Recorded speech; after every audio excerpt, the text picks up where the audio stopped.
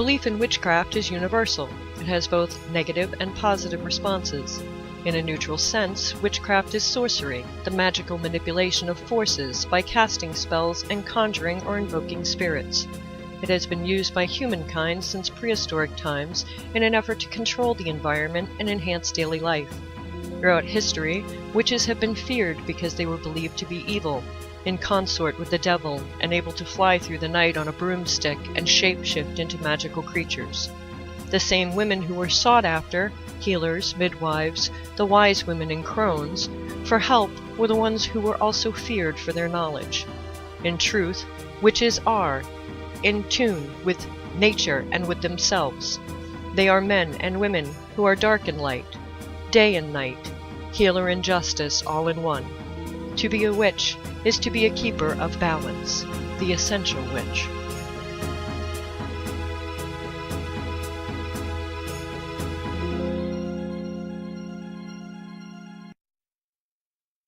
Good evening, everyone. Happy Thursday, and welcome to The Essential Witch.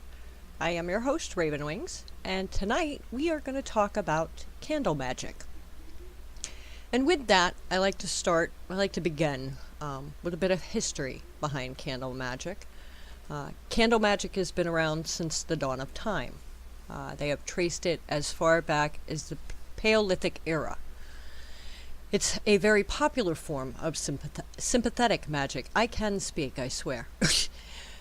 Before the 1850s, there were no candles made of paraffin wax at all. Paraffin wax was not distilled until around the 1930s.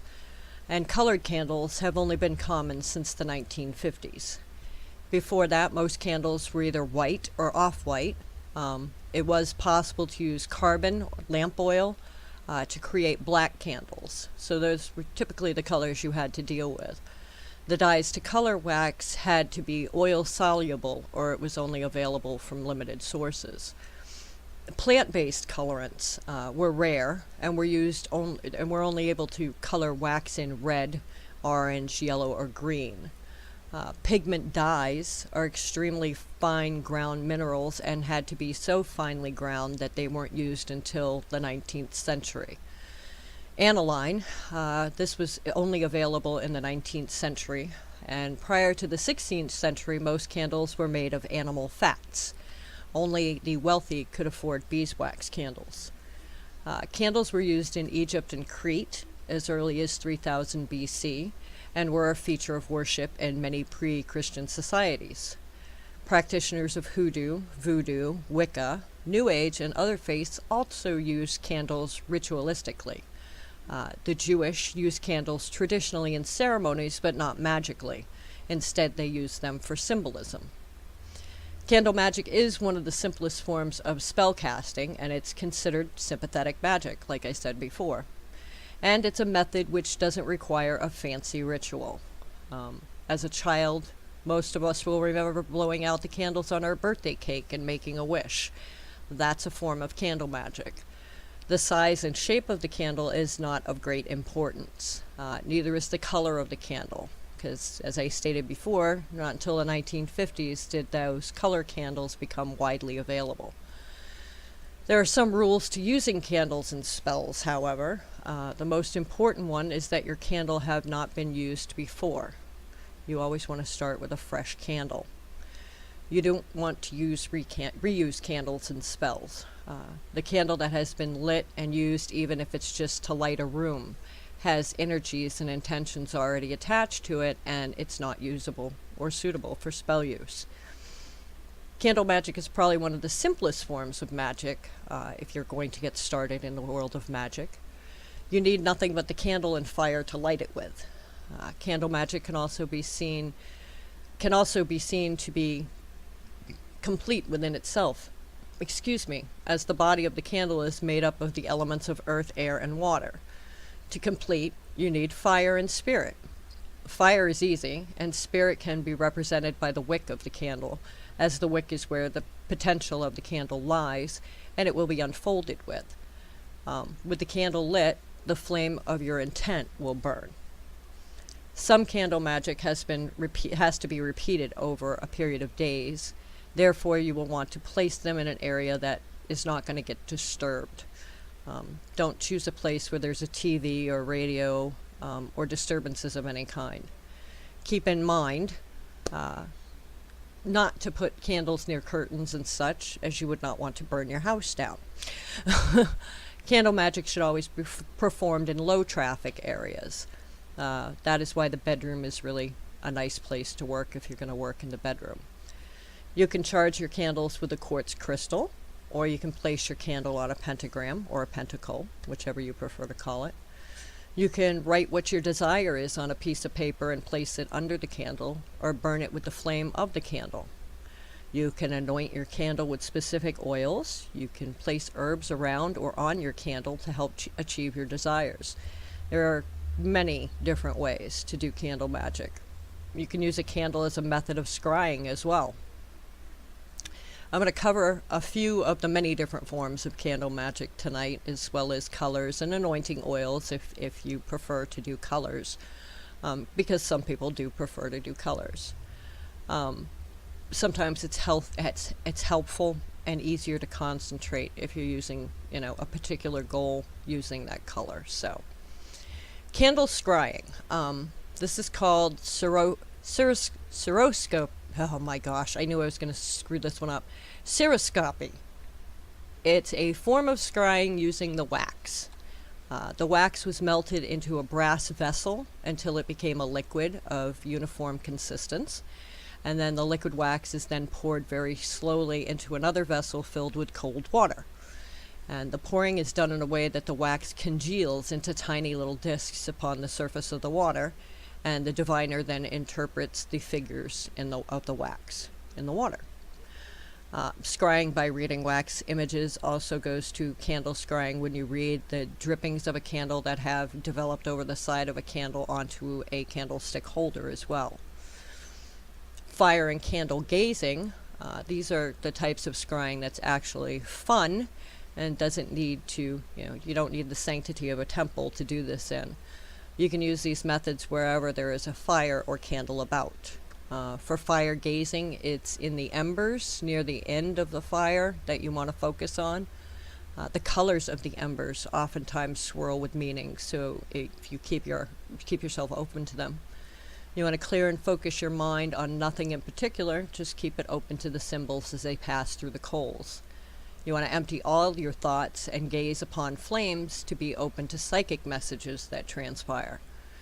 The procedure is the same as you do with all reflecting objects. You want to clear your mind of thoughts and listen and see with your inner self.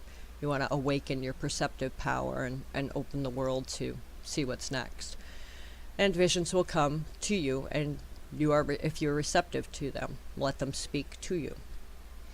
Another form of candle magic is smoke scrying.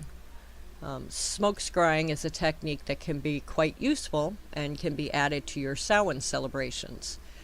If you lower the lights in a room, or better yet, light 2 pillar candles on either side of you, taking your favorite candle, light and then snuff it out, allowing it to smoke for a few moments. If you position a black mirror so that the smoke dances over the surface easily while the mirror lies on a table, and then once the candle has smoked for a few moments, close your eyes to relax. When you feel centered and grounded and relaxed, you look into the black mirror laying on the table from various angles and watch and interpret the images you see, hear, and smell and feel. But before, beginning any spells with candles, it's important to read your flame. When you first begin reading candles, it's important to remember that not everything is necessarily a sign. You have to take certain things into consideration, such as, a badly made candle, is there a wind or a draft where you're burning your candle, stuff like that. These things will affect how a candle may burn as well. Now, the signs in the flame. A strong or a high flame, that means the spell is working in your favor and you have good chances of success. A weak flame can mean the spell may have a weak start. So if it increases in size as your candle continues to burn, it may indicate that your spell is gaining power. or it may indicate that patience is needed in your request, and to see the results you may want to take time and more effort on your part as well. A flame that keeps sputtering, going up and down repeatedly, there may be forces working against you. You may have to put more energy into what you are doing, or light an assisting candle. If you're doing work against someone, they may be working against you as well. Puffs of white smoke being released is generally seen as a good sign that your request or desire will be granted. If you have called upon a deity, it may also mean that you have their blessing. Puffs of black smoke being released, this usually means that you're fighting some sort of energy that is interfering with what you're working towards. It could be a spirit, another practitioner, etc., a bunch of different things.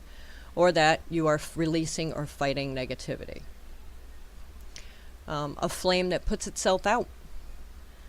More work is needed to be done. Your desire may not be granted soon, and you need to put more work or energy into it. If you have called upon a deity to assist you, they may not agree with what you are asking for or working for at this point in time. A flame that relights itself. Your work is not done. If you called upon a deity or a spirit to assist you, it may still be putting energy into your request. The wick builds in a large ball of soot. This means your emotions may be scattered. Your work needs to be more clear or focused. A steady flame means your intent is focused and your spell is working on your favor. If the flame dances, this can mean the spirits or energies are fighting for your request, or that there's a lot of energy being put into your working, or your desire is building, and energy and good chances are for success in your work. The candle that cracks or pops. I get this quite a few times. Every time I work with a candle, I get at least one that does that. When a candle crackles or pops, it is believed to be a sign that spirits are present. So you want to pay attention, as they may have a message for you. If you have asked your deity or guide to assist you in your work, it may indicate that they are putting energy into your requests and are working in your favor. The flame, if it splits in two flames, if you have called on a specific deity or spirit, it can mean that they are working alongside you. Depending on the spell, it can indicate a separation or a union. The flame catches something on fire. Obviously, if you have flammable materials too close to the candle, this is dangerous and not a sign, but instead just an unsafe setup. But if your candle, for no apparent reason, catches your altar or something else on fire, it is seen as a sign of a malevolent spirit or a force that may be attacking you and warns of danger to come. There are some old superstitions about candle magic as well, and I'm going to share a few of them with you guys. Always light a candle with your right hand for good fortune. If the candle should go out immediately, however, bad luck will follow. This belief could easily be adapted to a candle spell for luck. Never singe the base of a candle to make it fit firmly. This brings misfortune. So for a ritual and a spell, you might want to, a better idea is to melt wax onto the container and then place the candle within it so it's secure. Allow Yule candles to burn out naturally for blessings and luck. So you could add this idea to your holiday celebrations. Never light 3 candles on one match, or have 3 candles burning together. This brings mishaps. This is one area where magic differs, as 3 is a sacred number to the goddess and represents the triune nature of humankind. You want to give the gift of bayberry candles on New Year's Eve to friends to whom you wish luck, prosperity, and health. Note that this should be burned completely on New Year's Eve for the greatest effect. In money, if you wish to grow rich, never light a candle from a burning fire.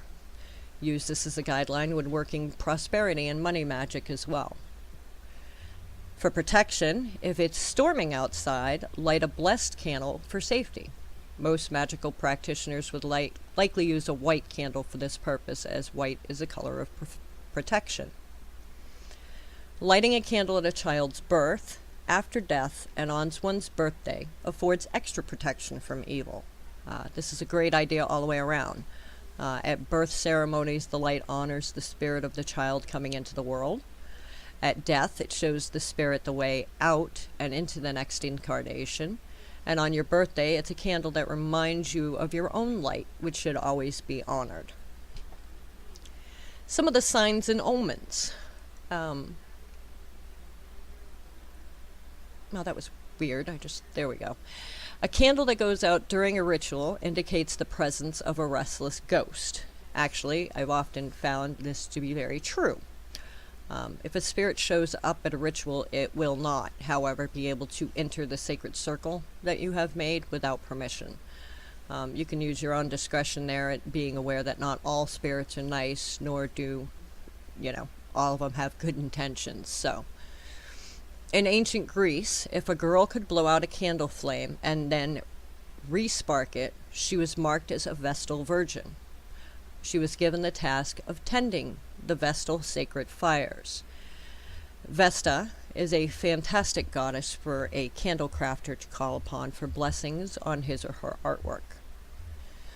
Candles that burn blue or have wax that forms a winding sheet around the base reveal the presence of spirits. Alternatively, some people consider this a death omen. In magic, watching the flame or watching the wax or the flame of a candle is a common form of divination, and there are tons of meanings associated with flames' movements. If a candle will not light, a storm is coming, and that is actually true because of the dampness in the air. A candle sparkling bright brightens, portends a letter for the person sitting across from it. Accidentally knocking a candle over and having it go out indicates a forthcoming marriage in the family.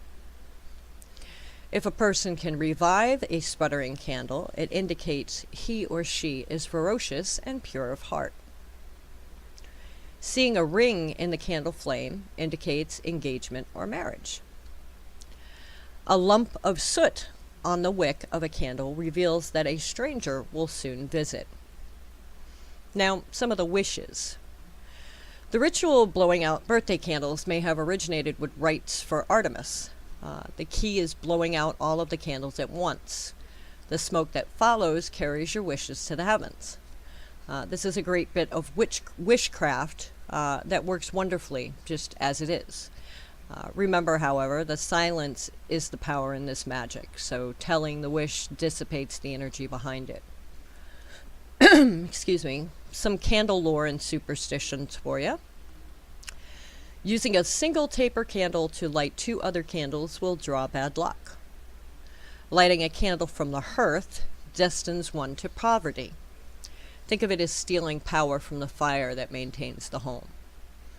3 candles burning in a group signifies a wedding or are considered unlucky in theater, especially. The superstition comes from the Christian, in which a group of 3 candles were burnt on an altar. Difficulty lighting candles means rain is on the way. Once lit, if the flame sputters, despite there being no detectable draft in the room, wind is on the way with that rain. Wrong one. A candle that gutters and creates a trail of wax foretells a death. A sparkling wick signifies the arrival of a stranger or a letter. A candle left burning until the very end invites misfortune, except on Christmas Eve, when it is traditional to let the candle leave the candle burning to light the way for the coming infant. In the case of Christmas Eve, the fully burnt candle is said to bring prosperity to the household over the following year. An extinguished candle that continues to glow is an omen of hardships to come. Extinguishing a candle by accident foretells a coming marriage. If a girl walks backwards down the steps with a burning candle, she will come face to face with her future love. In America, a candle left to burn in an empty room will cause the death of a relative. A candle that burns blue signals the presence of a ghost or of death in some versions. Smoke from birthday candles send your wishes up to the gods. Candles are lit at births, weddings, and funerals to chase away evil spirits. If a person can revive the sputtering candle, they are considered virtuous and pure of heart, but the French and German are more specific, believing that a sputtering candle can only be revived by a virgin girl. Now I'm going to cover a few of the basics of candle magic, since we got some of the history out of the way and some of the old superstitions and lores and stuff. One of the biggest things is, how do I dress a candle? This is easy. You can use herbal materials to strengthen your work and learn how to apply oils, minerals, and powders. After you have properly carved and marked your candle, if this is what you're going to be doing in your spell, it's time to apply your herbal materials you are using to strengthen the work. And this may consist of one or multiple oils, powders, minerals, and or dried herbs. If you're going to use multiple oils on one candle, you want to wash your hands between the applications with a strong alcohol-based perfume like Florida water. Then layer the second oil over the first one you applied to the candle. When you're applying oils, you should understand what your intentions are for the candle that you are using. If you are drawing or removing something, apply the oils using the up or down technique. Some disagree with this, so I'm going to offer two of the most common alternate methods.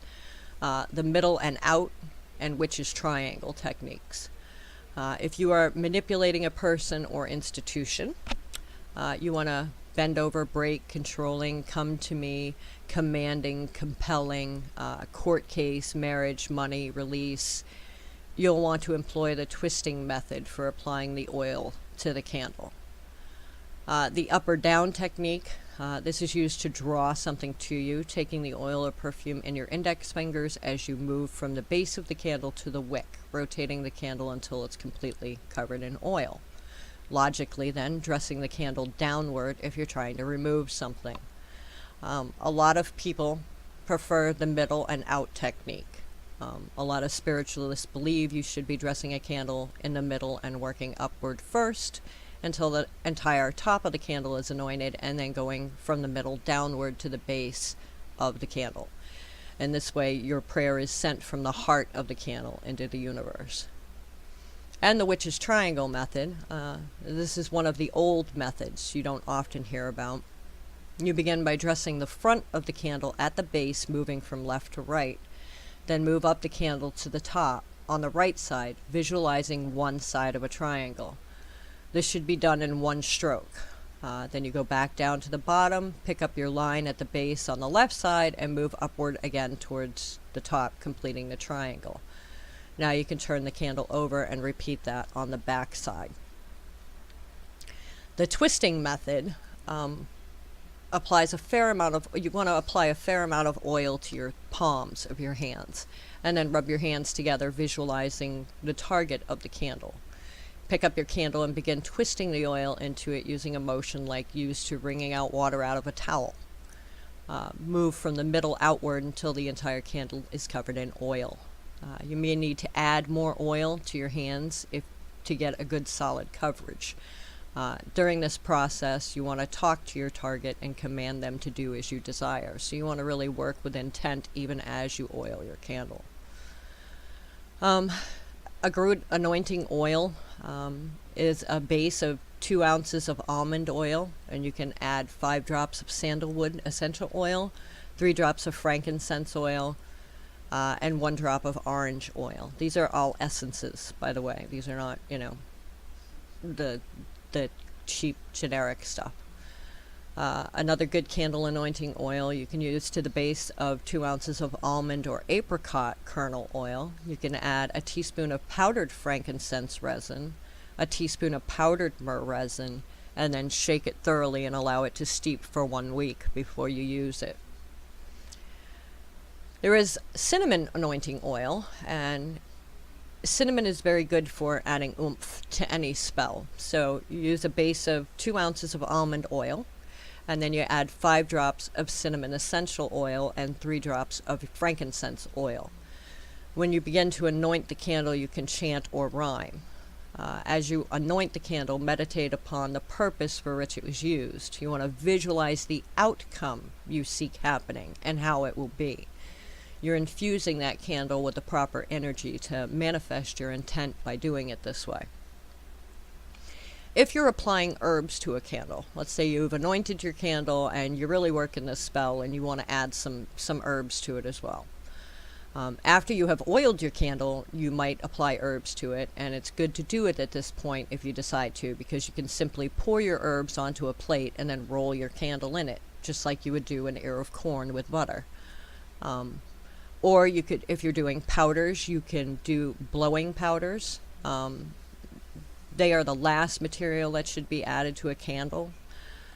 The traditional African means of distributing powders is to blow them. So there's a couple of very good reasons to blow the powder onto the candle as well. First, blowing provides a very even coverage and limits wasting expensive materials. And secondly, your breath has a strong spiritual symbolism to it, so blowing on the candle makes it come alive. This is a particularly effective method for candles representing people. So if you're using your candle for sympathetic magic on a person, then you would want to use it this way. When blowing powder, you want to hold the candle by the end in one hand, put a pinch of powder on a spoon, and then slowly rotate the candle while blowing the powder onto it until it's evenly coated. Once your candle has been dressed in herbal materials or powders, whatever you're using, it's time to divide the candle up into sections so that it can be burned over the required number of days. So if you're having to do a spell that's lasting 3 to 5 days, you need to know exactly how far to burn that candle down each day to make it effectively the same each day. For measuring a candle, you can learn how to divide your candle in sections for burning it over a period of days.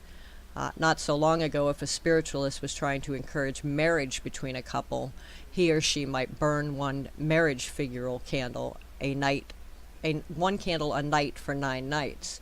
But if the client didn't have much money and the work really needed to be done, the spiritualist would divide the candle up into 9 sections so that it would have 9 days of burning. Figural candles have always been expensive, so any molded candle is difficult to produce. So with today's rising petroleum prices, wax is more expensive, and as the transportation to ship these candles from points from all over the world. Measuring your candle is the traditional term for dividing a candle into a predetermined number of sections by inserting needles or pins into the wax. This is an actual practice that became the legend of voodoo dolls in New Orleans. Reporters, not comprehending what they were seeing, made the assumption that needles were inserted into a wax figure were for doing it harm, when in actuality the figures were being measured for work. Now, how to measure the candle. Dividing your candle up into sections is easy. You might measure the length of the candle with a ruler and divide it by the number of sections you need. But you're setting yourself up to deal with fractions of inches, so it's too tough of a job. The sections don't have to be exactly even to the centimeter. If they look evenly spaced to the eye, then you've finished it. It's a good enough job. A needle or pin should be inserted right at the point of where the wick sprouts out of the wax. If you are doing drawing work, this is the last needle inserted because you insert them from the bottom to the top of the candle. If you're removing, the wick needle is the first to be placed, and it goes opposite down to the bottom. Remember that it takes an even number of needles or pins to make an odd number of sections. However, we always want to work with an odd number. This is why the needle is inserted in the wick and it's called breaking the eye of a needle. Needles or pins, doesn't matter which ones I use. It doesn't matter. If you use needles or sewing pins, many sewing pins have plastic balls on the tips, so they're easier to push into the wax. For love work, you want to pick out all of the red cap pins from a package of multicolored ones. You might use all green for money work or yellow for success, etc. You can actually, go with the colors in your pins as well as your candle. For love work, ideally use needles for works designed to remove bad luck, crossed condition, hexes, jinxes, and witchcraft. They're also used in protection work as well.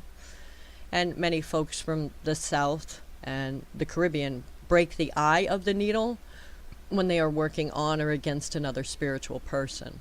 The belief being that the worker and their actions are spiritually obscured from the enemy. So a broken eye makes it more difficult for the target to find out who is causing the problems via a reading or a spiritual connection.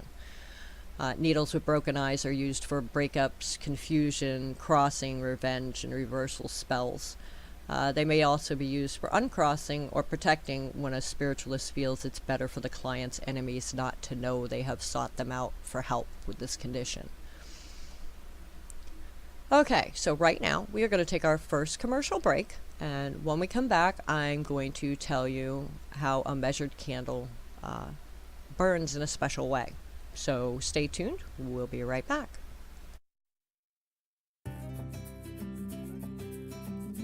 Don't let our name fool you. Candles by Stevie is more than just a wonderful candle shop. We're a family-owned and operated pagan business that is driven to provide our customers with top-shelf goods and services while providing personalized service that the big box stores and most online retailers just can't compete with. While most know us for our unique handcrafted ritual and our bleeding skull candles, we also carry magical herbs, teas, healing stones, oils, book, handcrafted jewelry, and so much more. Candles by Stevie makes handcrafted image candles, including a variety of god and goddesses, eggs, and even unique phallus candles, 4 sizes of skull candles, and our pillars start out with votives all the way up to a whopping 4-pound candle. If you don't see what you're looking for, or you would simply like a one-of-a-kind candle, please ask. We love making custom candles. You're invited to visit us at Candles by Stevie, located at 325 5th Avenue, Northwest Atala, Alabama. Our phone number is 256-312-8227. But don't worry, if you're not able to stop by, we'll gladly ship our products worldwide. You can call us, or please feel free to visit our Etsy page at candlesbystevie.etsy.com. And don't forget to like us on Facebook. Are you ready to have some fun? Then come and check out Raven's Shadow Crafts, home of the Poppet with a Pocket. These unique handmade poppets come ready to go, pre-stuffed with herbs and in colors designed for your intent. They also have a pocket on the back to add any herb, stone, or personal item you want to make this poppet complete. Just charge and it's ready to go. Other handmade items are gree bags, goddess symbols, mini skull magnets, and more. So check them out on Facebook at Raven's Shadow Crafts. Park your broom and stay a spell. That's www.facebook.com/Raven's Shadow Crafts. We'll see you there.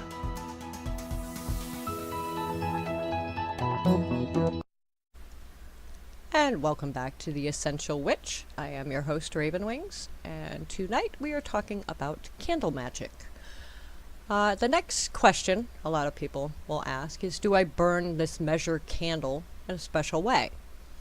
Well, when you're burning a measured candle, you want to allow the first needle at the wick to fall out. It's going to fall out, so don't worry about it. And then you let the candle burn to a point right above the second needle. It's important that you, whether it's praying or meditating for the entire time on that candle while it's lit, you want to work that spell, you want to work that intention into that burning candle. Each day you burn through one needle, allowing the needle to fall up to the next, and then, up to the next needle.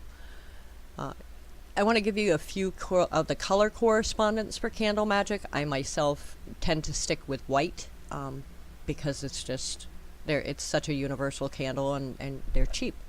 So, and they work. As long as you put the intent into them, they work. But I know a lot of people find that it's easier to focus if they use colors to go with it. So, when it comes to colors, hi Onyx Moon. Onyx made it. She's a little late, but that's okay. I don't mind. I still love you. When it comes to colors, you may want to have a variety on hand for different magical purposes. So typically colors correspondence for Candle Magick I'm going to give you. In a pinch, crayons will burn for half an hour. So if you have a crayon, you can even use a crayon. But red is for courage, health, sexual love, and lust. Pink is used for friendship and sweet love. Orange is great for attraction and encouragement. Gold works really well for financial gains, business endeavors, solar connections, if you're doing some kind of solar magic. Yellow, great for persuasion and protection. So protection is white, but yellow works just as well. Green, of course, for financial gains, abundance, fertility, that sort of thing. Light blue is used for health, patience, and understanding. Dark blue is great for depression and vulnerability. Purple is used for ambition and power.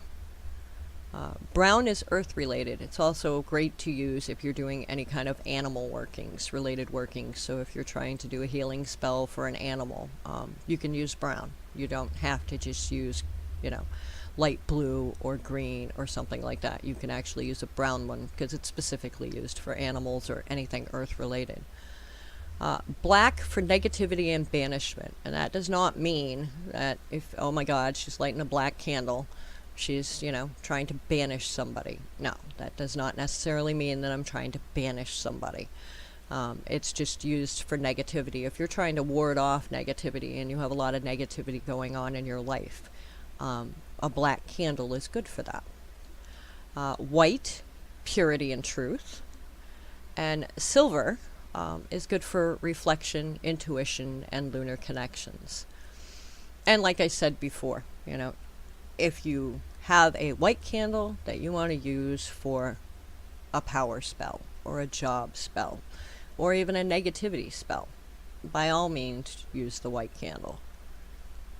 White candles have been around a lot longer than colored candles have been. So, you can go with the white candle. It really, really won't hurt anything. Many pagan traditions find it acceptable to use white candles in place of any other color. So, and you can use these candles even as representations on your altar.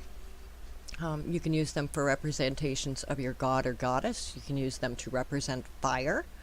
And like I said before in the beginning of this, your candle is your earth, air, water, and then the fire that lights it becomes fire, and then the smoke is your spirit. So it has all of the components that you need to do just any one spell. So if you want to use it on your altar to depict everything that you want to have on your altar, you can have an altar of just candles. So if you wanted to do something like that, it's quite all right. You can do things like that. You will also find, oops, I just blocked out my own page, that including color and herbs and oils, moon phases, all that stuff. With Candle Magick, you can make it as simple as or as complex as you want it to be. You don't have to, you can create a big ritual to go with your Candle Magick, but you don't have to. Candle Magick alone can be used without having to do the whole big thing. However, if that's something that you do want to do, by all means, then, throw together a big ritual, It's always going to be, it can be as simple as or complex as you desire, but it's always going to be your intent. Try it, you could try it tonight. You could light a candle tonight, and with the thought or intent in mind. And then you could look at the flame as it burns. You can watch how it reacts. You can see how you feel around it. You just created magic just by doing that. So you can just sit back, relax, and enjoy it. And watch it go. So it doesn't have to be this whole big thing. It really doesn't. Just lighting a candle alone can be enough to just be a spell on its own. So we are going to take our last break right now, and when we come back, I'm going to give you some more information on Candle Magick. So stay tuned Don't go anywhere. We will be right back. The Witch Candle Shop is nestled in the beautiful foothills of the Appalachian Mountains, where we make all of the unique handcrafted goods that are offered exclusively through our Etsy store. The Witch Candle Shop is proud to provide personalized service and supplies for the New Age and traditional practitioners of American witchcraft, conjure, southern root work, and other magical practices. While some shops may say no, we will gladly embrace the darker style of magic for our customers. The Witch Candle Shop, offering quality handcrafted products at reasonable prices. Check us out at our Etsy shop, which can be found at witchcandleshop.etsy.com. That's witchcandleshop.etsy.com. We're back with The Essential Witch, and I am your host, Ravenwings. And Onyx Moon is in there going, you don't need a stinking break. And I'm like, yeah, I did. I went into a little coughing fit, and I don't think any of you wanted to hear that. So, anywho, now that I have more water, we're going to continue on with this. I've gone over some of the history and lore and stuff like that about candle magic. Different types of colors, what they're used for, stuff like that. It is one of the most popular ways to cast a spell.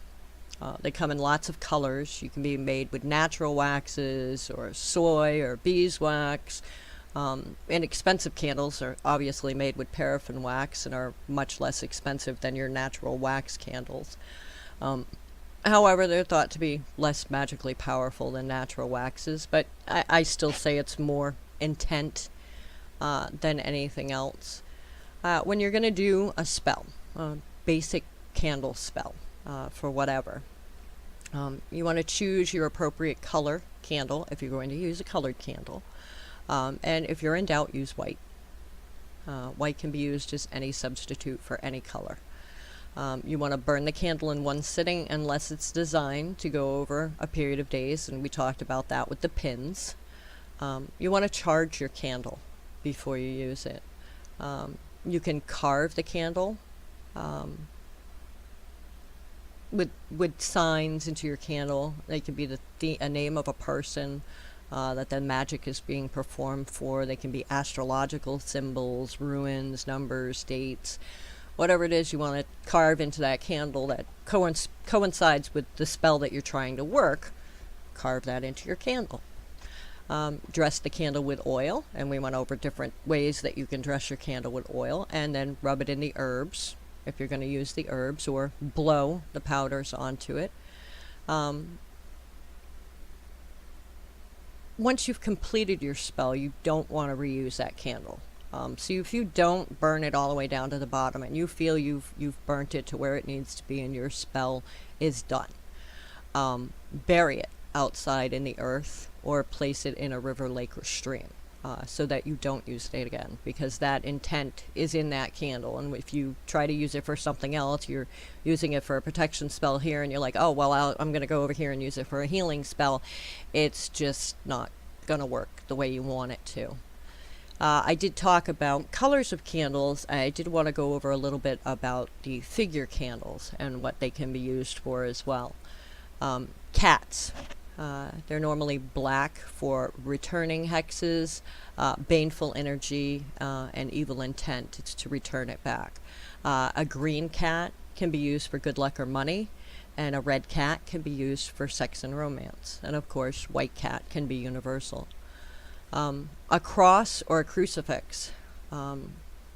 These are altar candles and used for altar candles and uncrossing rituals.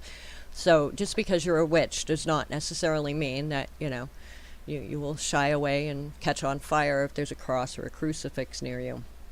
I am prime example number one. I have 2 pentagrams and a crucifix tattooed, and I haven't burned up yet, so I think you'll be pretty safe. Devil candles. If you use a green one, they're good for fast cash and having debts repaid. A red one is good for sex spells, and a black one is good for domination spells. So if you're trying to dominate a situation, that would be a good candle to use. Human figures can be used to represent either yourself or a person you're doing the spell for. You can coordinate the color with the purpose of the spell or the person the candle is meant to represent. Couple candles, a single candle representing a man and a woman standing side by side. These are usually used for marital bindings and love spells. The loving couple candle, which is a single candle depicting a naked man and woman embracing. These are good for use in romantic and binding spells. A divorce candle. I need one of these. A single candle depicting a co-joined man and woman standing back to back. These are great for your divorce and separation spells. Skull candles. White skulls for persuasion, communication, and uncrossing. Black for domination, hexing, and spell reversals. A witch candle, an actual witch candle. This is great for love and luck and reversing spells, and to receive the blessings of a witch. Now, anybody who's familiar with candles would know what a 7-knob candle is. It is just this candle with it looks like 7 knobs just hooked together. Sometimes they're multicolored, sometimes they're one color. To use a 7-knob candle, you burn 1 knob every 24 hours, taking 7 days to completely burn that candle. Black is used for preventing and eliminating conflicts and banishing. Red is for romance and emotional issues. And green for employment, luck, and finances. Double action candles have 2 colors. They're usually either red and black or green and black. It's one column of color on top of another. You burn these to increase beneficial forces and to dispel baneful energies. Triple action candles have 3 layers of color. Same thing. Reverse action candles are red candles coated with a layer of black wax. Use this to reverse baneful spells and to send them back where they came from. 7-day candles, obviously, the name says it all. These are designed to burn for 7 days. They come in many different colors and are usually encased in a glass sleeve. Many can be used for any purpose. You can use them for any purpose. Dress and bless the 7-day candle, because they usually don't come out of the sleeves, so you can drill holes in the top of the candle and insert oil if you like, and then sprinkle the top with herbs or glitter, whichever you want to use. The sleeves of the 7-day candles normally have a special design on the glass, which could depict a spirit or a saint, and the color of the candle color inside will coordinate with that spirit. Other sleeve designs coordinate with the goal of a spell, like gambling or luck or uncrossing, that type of thing. And some of the decorated sleeves are a spell in themselves, with a prayer or a petition printed on the glass itself. You can create your own 7-day candle dedicated to the spell or spirit that you're working with if you'd like. You can obtain a 7-day candle in the color of your choice inside a clear, undecorated sleeve, and attach your own image to the candle with glass glue, and decorate it with glitter, glue, spell enchanting objects, whatever you find appropriate, for what you're working for. I did go over a little bit of flame divination earlier, but just to cover it again before we close for the night. A bright, steady flame is also known to be auspicious. A candle that burns brightly and burns down quickly means that the magical forces are with you. Candle that burns slowly with a struggling flame, this means the spell is working against an opposition. The flame shoots really high. That could mean that the spirit you have invoked is present. A very low and dim flame may indicate the presence of a ghost around you. And like I said before, your candle wax divination, you can look for patterns of ash and wax that remain, that might give you a divine special meaning. And people do that by, dropping the wax in water, or just reading the candle wax that comes off of the candle and lands on the candle holder.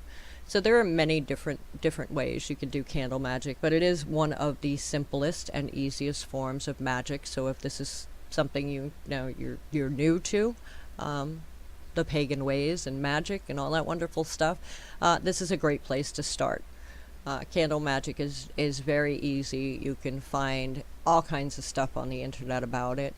And the spells are very easy. You don't have to do the whole elaborate, I gotta cast a circle and call the corners and wear this outfit and set an altar. And no, all you gotta do is light a candle and make sure your intent is there. It's totally up to you if you want to dress it. It's totally up to you how you want to dress it. But now you have a few ideas on different ways you can. So hopefully that helps everybody with their candle magic. And as always, be very careful with your candles. Don't, leave them unattended or put them too close to the curtains or, set your house on fire, because that kind of defeats the purpose of doing magic. Now you need to do a new candle spell to replace the house that you just burnt to the ground. So yeah, no, not a good thing. So always be careful. Fire is dangerous, so be very careful when you're playing with fire. So, but that is my show for tonight. I will be back Sunday. You will hear the interview that I did with all of the authors. I have 13 different interviews that I did with 13 different authors that you'll get to listen to this weekend, because the Pagan Business Spotlight on Sunday from noon to 4 will be covering all of the pagan fictional authors that I interviewed. There's quite the list. And there will be a chance to win some books too, so you might want to check that out. And also I will be back after that. I'll be walking on the crooked path with Laura Perry. We're going to talk about her new book and her new tarot deck. So you want to stay tuned and listen to that one on Sunday too. And thank you so much, Kathy. Thank you. And Onyx Moon, thank you. Thank you all for hanging out in the chat room and being so quiet over there. And I will be back on Sunday. So everybody have a good week and a good weekend. Bye-bye.